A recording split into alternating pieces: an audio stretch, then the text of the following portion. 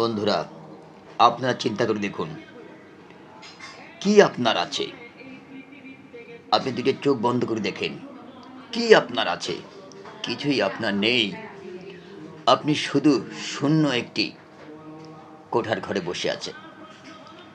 পাপ এমন পরিমাণে করছেন, মোছার জন্য চেষ্টা করছেন না। পুণ্য কতটুকু করেছেন যদি দেখতেন, তাহলে আপনার ভিতরে কম্পন আসত রে ভাই। তবে আমি এইটুকু বলি ভাই, নিজেকে পরিবর্তন করুন, ভুল ত্রুটি শুদ্ধ করে আল্লাহ ও রসুলের পথে আসুন এবং নিজের ভালো কর্ম দিয়ে নিজের আমলকে ভরপুর করে কবর বাড়িতে ফেরার জন্য আপনি ব্যবস্থা করেন। যদি আমরা কখনো বেড়াতে যাই, কাপড় চোপড় এটা সম্পূর্ণ নিয়ে গুছিয়ে যাই, হ্যাঁ, কী করে থাকবো, কী করবো না করবো, সব প্রোগ্রাম আগে সেটিং করি।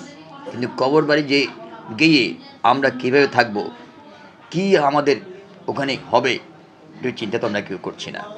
এটা চিন্তা করার দরকার আছে রে ভাই। আমি এটুকু বলি, এগুলো চিন্তা করুন, কারণ না হলে আপনার মতো হতভাগা আর কেউ থাকবে না।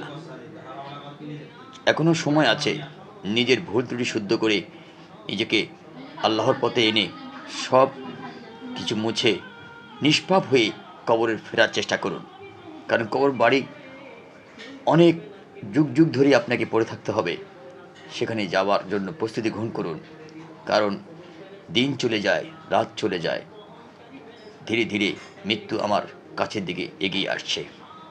আমাকে মৃত্যু ছাড় দেবে না, মৃত্যুর স্বাদ আমাকে গ্রহণ করতে হবে।